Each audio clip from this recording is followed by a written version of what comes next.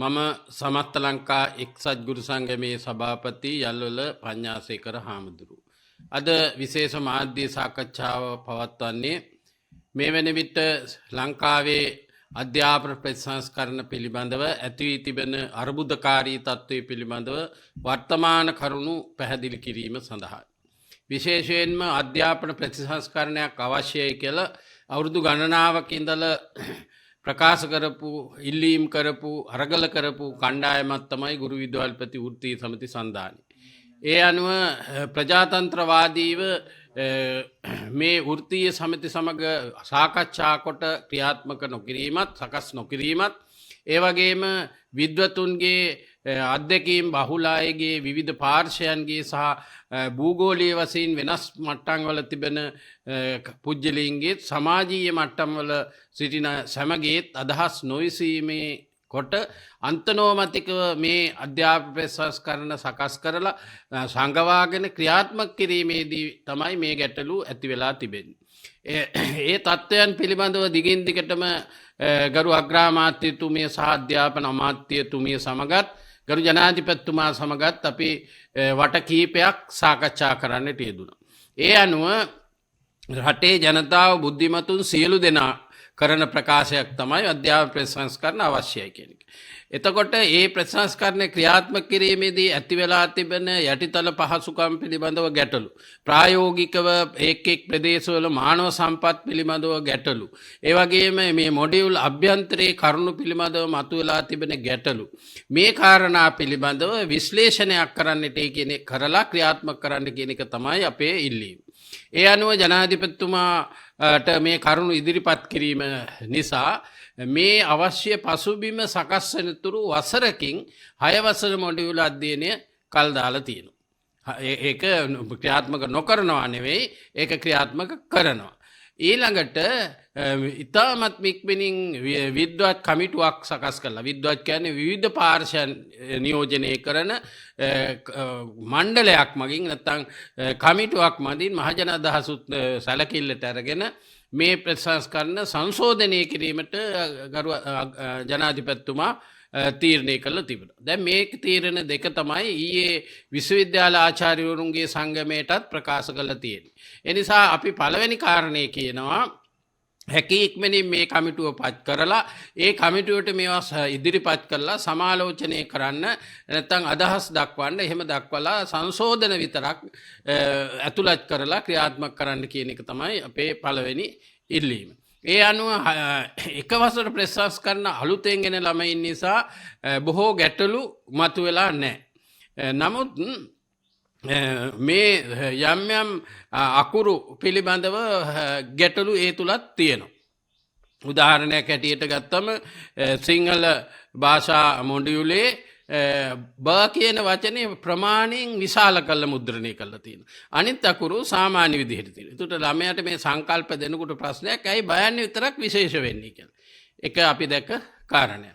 තවත් කාරණයක් තමයි මේ හල් අකුරු සකස් කිරීමේදී ලිවීමේ පහසු හැටියට සකස් කරත් කරා කියලා කිව්වත් ඒක උච්චාරණය කිරීමේදී උච්චාරණය කළ නොහැකි අවස්ථා දෙකක් අපිට හමු වෙනවා. ඉතින් මේ වගේ කරුණු අපිට ඒවා සකස් කරලා ගුරුවරුන්ට උපදෙස් දීලා සකස් කර ගැනීමේ හැකියාවක් තියෙනවා. ඒ නිසා ඒ බරපතල ගැටලුවක් නැති නිසා ඒවා එක වසරින් ක්‍රියාත්මක කරලා ක්‍රියාත්මක කිරීම පිළිබඳව රටේ ජනතාවත් වෘත්තීය සමිතියත් විරුද්ධත්වයක් නැහැ. 6 වසරේ ක්‍රියාත්මක කිරීමේදී මේක බරපතල ලෙස ගැටලුවකට පත් වෙලා තියෙනවා. ඒ නිසා තමයි මේ කරුණ දෙක. මෙහෙම කියන අතර අතිගරු ජනාධිපතිතුමා කියනවා වසරකින් කල් දාලා මේවා සංශෝධනය කරලා විද්වත් කමිටුවකට ඉදිරිපත් කරලා මේවා මේ ප්‍රතිසංස්කරණේ ක්‍රියාත්මක කරනවායි කියලා. ඊළඟට අතිගරු මහානායක මාහිම්පාණන් වහන්සේලා කියනවා ජනාධිපතිතුමත් මේවා සංශෝධනය කරලා ක්‍රියාත්මක කිරීමට එකඟ වෙලා තියෙනවා. ඒ වගේම වැරදි කරපු මිනිසුන්ට මේ වෙන විට දඬුවම් කළා තියෙනවා. ඒ පිළිබඳ විමර්ශනය කරගෙන යනවා. එසේ තියෙද්දී වීදි ගානේ මේ අරගල කරන්නේ ඇයි කියන ප්‍රශ්නේ උන්වහන්සේලාත් නගනවා.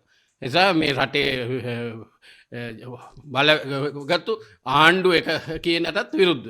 ඒ නිසා හන්දියක් ගානේ සිටින මේ කවුරු හරි උසිගන්නනවා නම් අන්නේ ඒ උසිගන්නන අයටයි කියන්නේ මේ ජනතාවට පැහැදිලිව පේනවා තෝරාගත්ත එක්තරා සුපිරි පිරිසක් තමයි මේ ඉන්නේ හන්දියක් ගන්න. මේක රජයේ විසින් කරනවා නම් ජනාධිපතිතුමාට කරන අගෞරවයක්. ඒ විතරක් නෙවෙයි ජනාධිපතිකමට අභියෝගයක්. විධායක ජනාධිපති බලතලවලට අභියෝගයක්. එතුමා අග්‍රාමාත්‍යතුමිය පාර්ලිමේන්තුවත් නියෝජනය කරනවා. එතුමිය රටේ ඒ දෙදෙනාම ඉඳගෙන තමයි කැබිනට් මණ්ඩලයේ අනුමැතිය අරගෙන තමයි කැබිනට් ප්‍රකාශකත් කියනවා වසරකින් ගල් දානවා කියලා. එතන මේක ප්‍රශ්නයක්. හරි. එතකොට මේක මේ වෙන විට මම තාමත්ම සෙනෙහසෙන් ඔය මුලාවේ වැටලා ඉන්න දෙමාපියන්ට කියනවා කරුණාකරලා ඔය ක්‍රියාදාමය නවත්තන්න. අධ්‍යාපන ප්‍රතිසංස්කරණ අනිවාර්යයෙන් ක්‍රියාත්මක කරනවා. කිසිම දරුවෙකුට අගතියක් නොවන විදිහට ඒවා ක්‍රියාත්මක කිරීම සඳහා සමස්තයටම තෝරාගත්ත පාසල් වල අයට මේ පහසුකම් තියෙන්න පුළුවන්. නමුත් සමස්ත රටේ ජනතාව යහන්නේ කොට පන්ති කාමර තියෙන පාසල් වලට කොහොමද ක්‍රියාත්මක කරන්නේ? සූරු බෝඩ් ගන්න බැරි පාසල් වලට කොහොමද ක්‍රියාත්මක කරන්නේ? කම්පියුටර් ගන්න බැරි පාසල් වලට කොහොමද ක්‍රියාත්මක කරන්නේ? ඒ විතරක් නෙවෙයි ඔය පහසුකම් තියෙනවයි කියලා කියන පාසලුත් දෙමව්පියන්ගෙන් අන්තයටම හූරනවා ටීවී ගන්න ඒවා ගන්න මේවා ගන්න කියලා විදුහල්පතිවරු. නීති විරෝධීවත් ඒවා කරන මේ චක්‍රලේඛන අභිබවත් කරනවා. බාණ්ඩ හිගේකුත් දැන් ඇවිල්ලා තියෙනවා ඒ වගේ. ඒ තරම් දෙමව්පියන් අතට බරපතල. දෙමව්පියන් ලයිට් බිල ගෙවන්න ඕන, වතුර බිල ගෙවන්න ඕන, පහසුකම් සේවා ගාස්තු ගෙවන්න ඕන, විවිධ උත්සව වලට දෙන්න ඕන. විවිධ මේ පාසල විසින් සංවිධානය කරන ක්‍රීඩා උත්සව, වෙනත් උත්සව මේවටත් දෙන්න ඕන. ළමයි ප්‍රවාහනය කරන්නත් ඕන. ළමයින්ට පාසල් උපකරණ ලබා දෙන්නත් ඕන. ප්‍රමාණවත් නිල ඇඳුම් නැහැ ඒවත් තරම් දෙන්න ඕනේ පෞද්ගලිකව.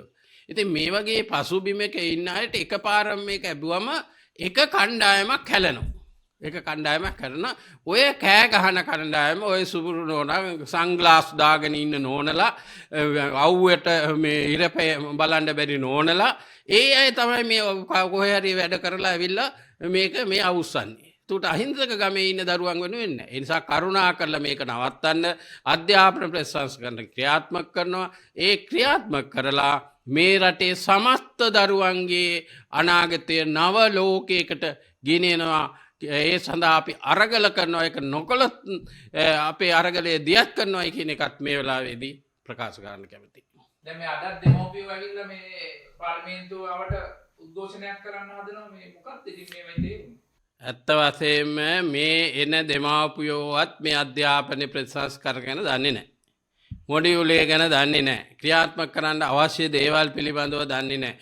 පුහුණු කරපු ගුරුවරු කීප දෙනෙක් මේ ඇවිල්ලා මේ මාධ්‍ය තුලට කිව්වට සමස්ත ගුරුවරුන්ට දීලා නැහැ. මට ගුරුවරු පුහුණු කරපු පුහුණුවට ගිය ගුරුවරු බහුතරයක් කිව්වේ පැය දවස් 4ක් පුහුණු කරන්න තිබුණාට වරුවකින් ඉවර කරන්න පුළුවන් ඒ තරම් මේ සරල දේවල් තමයි කියලා තියෙන්නේ කියලා.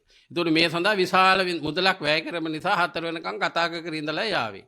අද උදේ එන්නෙත් එකම එන එකනා කියන්නෙත් එක හෙට උදේ එන එකනා කියන්නෙත් එක ඊළඟ දවසේ එන එකනා මේ දවස් 4 එන එකනා කියන්නේම එකමද. ඒ නිසා ඒගොල්ලෝ තියෙන එකලා ඔක කියන්න ඕන අලුත් විෂයන් අනුවට බෙදාගෙන කරන්න ටික. ඒකට පුහුණුවෙත් තියෙනවනේ ඒකට ප්‍රශ්නයක් වම ගුරුවරු කියනවා මේ ඒක අපි දන්න අපිට කියන්න කිව්වේ කියලා එන අය කියන. පුහුණු කරන අය. පුහුණු කරුවන්වත් පුහුණු කළා නැහැ. ගුරුවරු පුහුණු කරන අය. ඉතින් ඒ වගේ තත්ත්වයක තමයි ඒ පැත්ත තියෙන්නේ. මේවා අපි රටේම අධ්‍යයනය කළා කියන්නේ ලබාගත් තොරතුරු මත කියන්නේ. ඒ වගේම පරිශීලනය කළා කියන්නේ නිකන් කියන්නේ. ඒක එක පැත්තකින් ඊළඟට ඉලක්කයක් නැහැ. වාරය අවුරුද්ද තුල 6 වසරේ මෙන්න මේකයි අපේ ඉලක්කය කියන්නේ ඉලක්කයක් නැහැ. ඉලක්කයක් තියන්නේ විෂය නිර්දේශයක් නැහැ. ගුරුවත් පොත් දීලා නැහැ. මෙවැනි පසුබිමක මේ නෝනලයි මේ සුපිරි මහත්තුරුයි උපකාරක පන්තිවල ගුරුවරුයි මේ කියන්න හදන දේ නිසා සමස්ත දරුවන්ට වෙන්නේ හානියක්. ඒ නිසා පොල් දුවට එන අය අද ඇවිල්ලා පෙරිලා කතා කර ඉඳලා යයි. හරි? අද ගැන නෙවෙයි හිතන්න ඕනේ හෙට ගැන. ඒ නිසා ඒවා එක්කම ඒ ගෙන්නන්නේ නිකන් නෙවෙයි. පළවත්තේ ඕඩර් මත ප්‍රාදේශීය සභාවල ඉන්න ඊළඟට ඉස්කෝල වටා ඉන්න එක් දේශපාලඥයෝ මේ ගෙන්නන්නේ. ඒකට හරිලන්නේ විපක්ෂයත් මේක ජනතාවට අවබෝධ කළ දෙනවා වෙනුවට උනුත් කියන්නේ ආය ගෙනල්ලා පිකට් කරනවා. මේ ජනප්‍රිය වෙන්න කරන දේවල්නේ. ආණ්ඩුවයි මේක දෙක අතර තියෙන ගැටලුවක්. ජනතාව ඇතුළු ගැටලුවක් නේ. ඒ නිසා පොදු දේශපාලනයෙන් තොර වෘත්තීය සමිතිය හැටියට අපි බලවත් ලෙස කියා සිටින්නේ මෙවැනි දේවල් වලින් මේ ජාතික කාර්ය අඩපණ කරන්න එපා. සියලු දෙනා එකතු වෙලා ජාතියක් හිටියේ ඉඳලා මේවා ගොඩනගන්න. අපේ උත්සාහය ඒක. දැන් මේ අලුත් මොඩියුල් වල අසයින්මන්ට් කරලා ලකුණු දෙන්නේ ඒ පන්තියේ අදාළ ගුරුවරයාම තමයි. පොදු විභාග වලටත් එහෙමයි. සමහර පන්ති වල ගුරුවරුන්ගේ හිතවත් ළමුන් ඉන්න පුළුවන්. නුරුස්සන ළමයි ඉන්නත් පුළුවන්. ඉතින් මේක සාධාරණයිද මොකද්ද මේකේ? පැහැදිලිවම මේ තක්සේරු ක්‍රමය පිළිබඳව නිර්ණායක තිබෙන බව තමයි නිර්ණායක සකස් කළා. ඒ අනුව ලකුණු දෙනවා මිස පුජ්‍යල බද්ධ වෙන්න බැහැයි කියන එක තමයි මේ ප්‍රසංස්කරණවල සකස් කරපු අය කියන්නේ. එසේ වුවත් යම් තැන්වලදී පුජ්‍යල බද්ධ වෙන්න පුළුවන්. ළමයි ගුරුවරු සම්පූර්ණයෙන්ම සර්වසාධාරණ අය නෙමෙයි. හරි. එතකොට සර්වසාධාරණ නොවන නිසා පුජ්‍යලයා හැටියට හඳුනනත් නිසා පවුල් පරිසරයක් දන්න නිසා ඒ දෙන ලකුණු අර නිර්ණායකයන් මත දුන්නත් ඒක යම් කිසි පුජ්‍යල බද්ධතාවයක් වෙන්න පුළුවන්.